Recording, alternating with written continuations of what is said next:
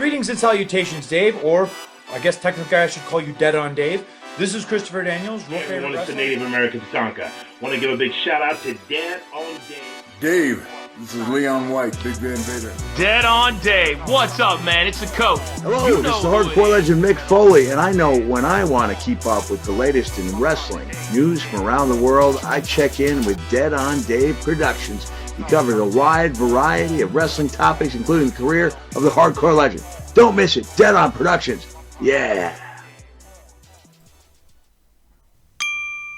What's going on, everyone? Welcome back to the channel. It's your boy, Dead on Dave. And coming off of last night's Money in the Bank pay-per-view, which was, when it was great, it was truly great. Landscaping change potential last night. Yes, I think I made that work into a cohesive sentence. It works.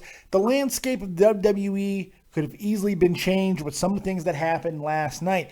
And of course, the big thought coming out of it, well, how does all of this work with the upcoming pay-per-views, but more importantly, the upcoming brand split, draft, and SmackDown going live? Well, while we still don't know exactly how it's all going to play together, we did get a vital piece of the puzzle today.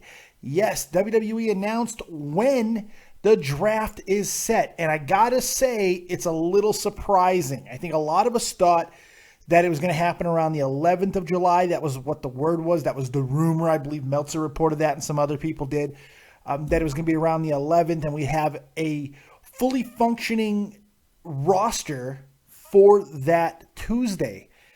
However, based off of today's announcement, that is not the case. They are trying to go big for that first Tuesday show because that is when the draft will actually be held. Holy crap. Yes, this is an official WWE released statement. This came from Stamford, Connecticut today, June 20th, 2016. I'm just going to read it to you so you can get a good idea of exactly what is going on. The destiny of all WWE superstars will be determined on the first ever live SmackDown on Tuesday, July 19th from 8 to 10 p.m. Eastern Standard Time on USA Network. A draft will be conducted by respective general managers as to which talent will be chosen exclusively for Monday Night Raw or SmackDown. First paragraph, let's break that down a little bit.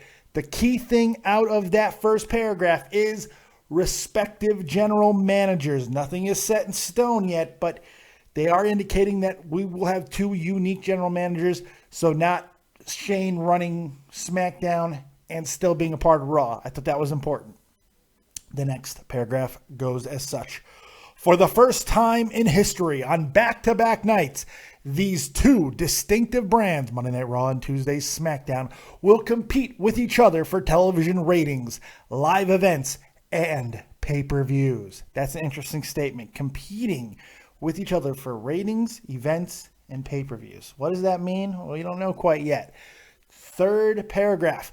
This is an exciting new era for WWE in which we will yet again reinvent ourselves by creating a second night of compelling live television. This was all said by Kevin Dunn, the beloved by all Kevin Dunn, the executive producer of WWE. We're already hearing the excitement among WWE fans for SmackDown's new live format, and our audiences are eagerly anticipating the live draft and what it means for their favorite superstars, said Chris McCumber, president, Entertainment Networks, NBC Universal Cable Entertainment. There you have it.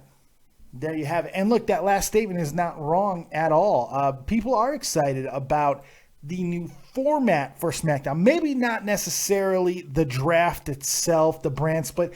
People are still kind of, well, split on that, whether it's a good or a bad thing. But I don't think anybody thinks that SmackDown going live is a bad thing. SmackDown going live is the best part of this entire situation.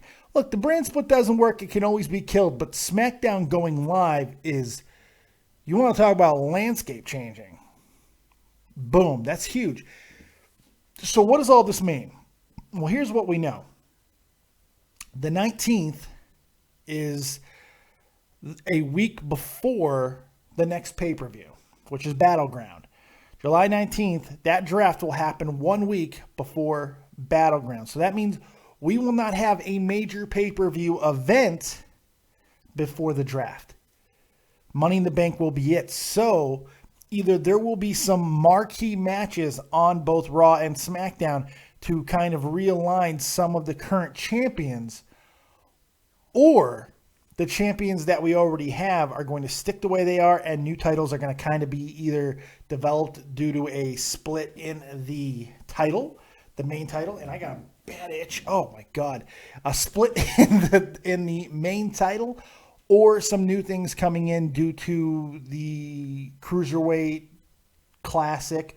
Whatever the case may be, we know that things are going to change from what they are now.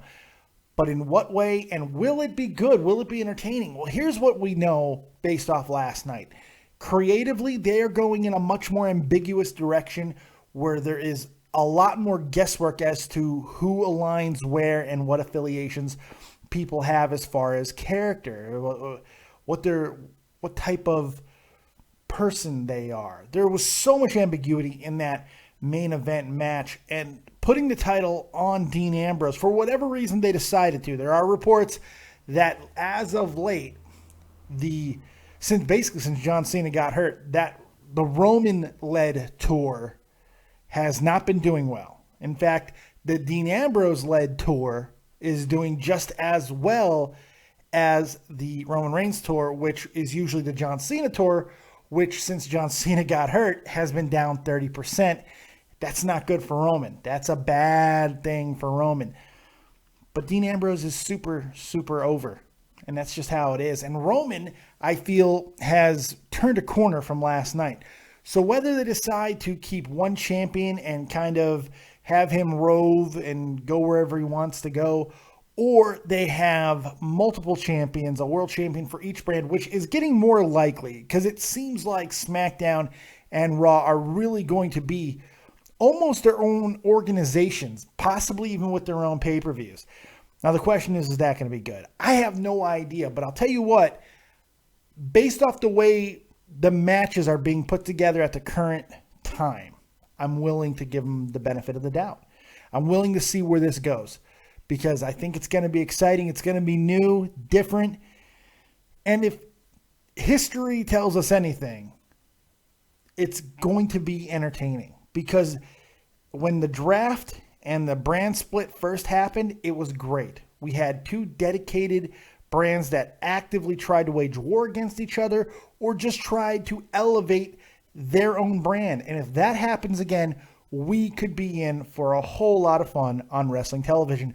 And that doesn't even include people who will be coming back, be brought into the company, surprises. Who knows what's going to happen in the upcoming months.